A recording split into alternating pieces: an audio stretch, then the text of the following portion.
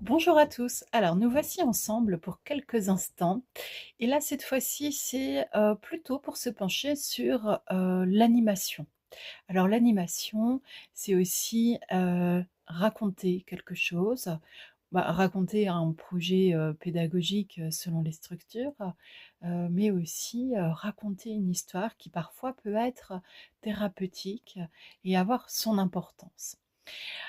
En fait, sur ces techniques d'animation, pour ma part, je suis, plutôt, on va dire une férue, de mes propres méthodes, et surtout une méthode en particulier qui est, la linguistique du cœur.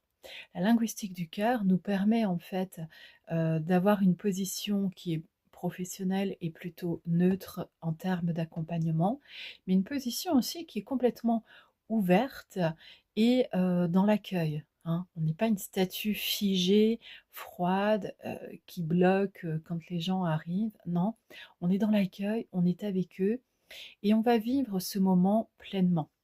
Simplement, tout ce qui pourrait, transparaître comme étant de notre, propre personnalité et qui peut-être parfois n'a pas de lien, particulier, je dirais, avec ce qu'on va développer avec cette clientèle, ce groupe et ainsi de suite, eh bien peut-être ça, on va apprendre à le mettre en retrait.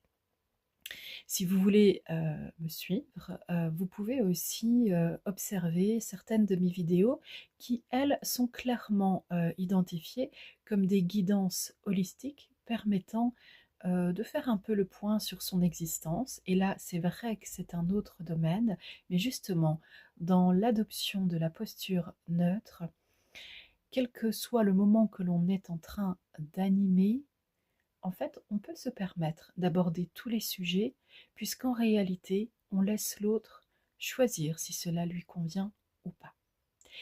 Ici, je vais vous partager en fait des idées d'improvisation. Par exemple, dans l'animation, souvent le budget est assez restreint. Alors l'animation, animation de loisirs, animation pour enfants, pour adolescents, pour adultes, pour seniors, pour ultra seniors, quand on ne veut plus dire le mot EHPAD.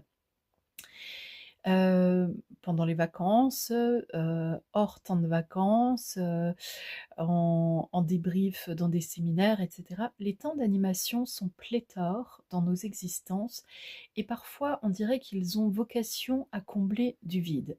Alors, il peut m'arriver, de façon, très sérieuse, de proposer aussi, dans un atelier